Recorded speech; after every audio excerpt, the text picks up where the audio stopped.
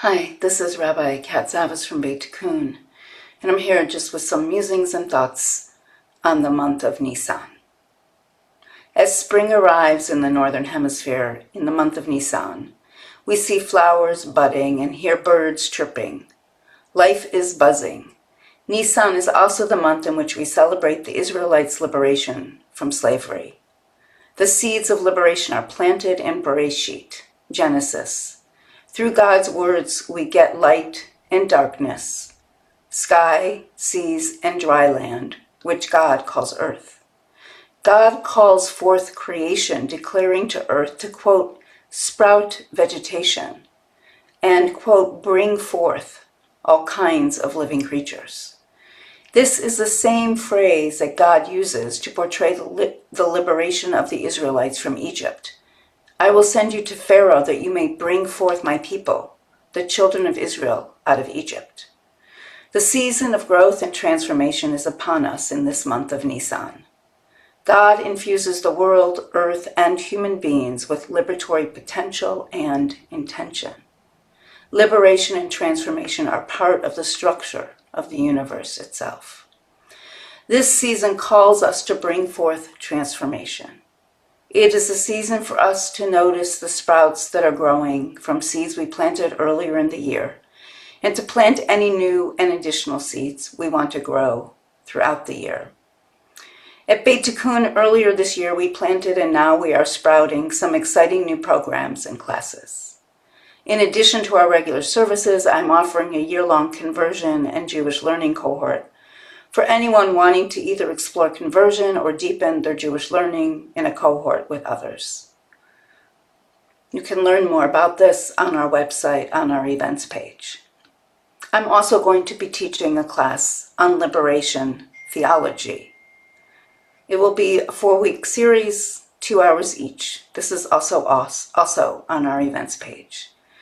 And of course, we have our Beit Tikkun Liberation Seder. We get there together on Saturday, April 4th.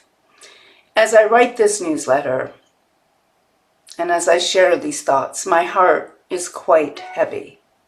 The world is in turmoil.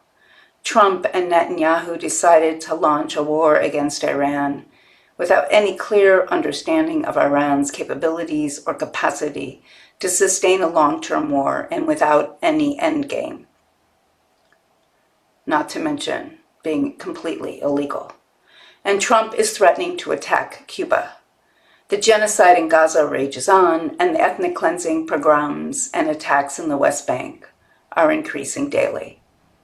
Fascism here at home is spreading, manifesting in continued ICE attacks on our neighbors, threats to free press, and consolidation of even more power and wealth in the ruling class.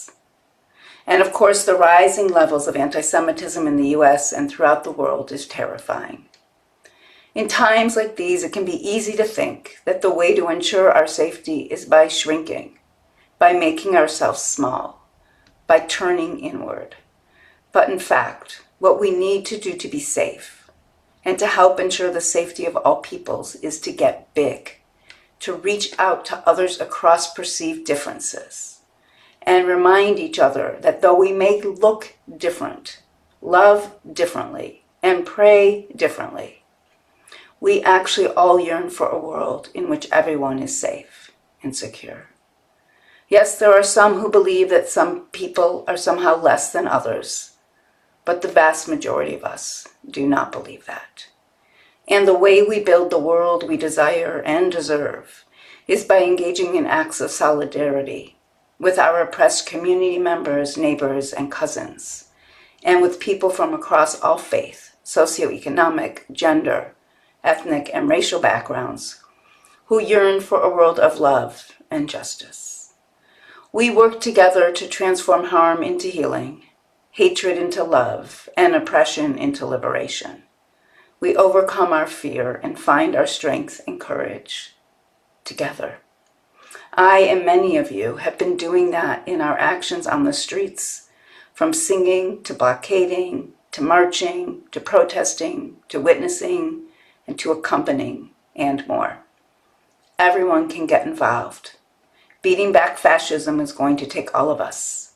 And remember to take time to care for and nourish yourself as well.